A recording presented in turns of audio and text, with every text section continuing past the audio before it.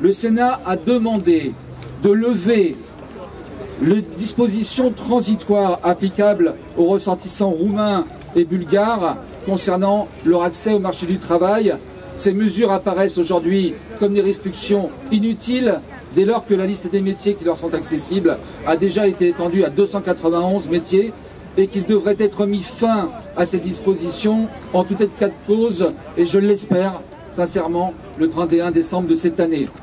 Disons-le franchement, il paraît quelque peu hypocrite de refuser, au regard des tensions actuelles sur le marché du travail, l'accès à celui-ci à quelques 10 ou 15 000 actifs roumains ou bulgares, lorsque l'on sait qu'aujourd'hui, 330 000 salariés étrangers à bas coût travailleraient en France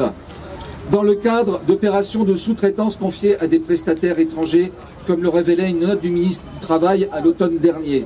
Leur nombre aurait été multiplié par 3 en l'espace de 3 ans, au motif d'une insuffisance de main-d'œuvre française dans certains secteurs. La Commission européenne a clairement mis en évidence dans un rapport du 11 novembre 2011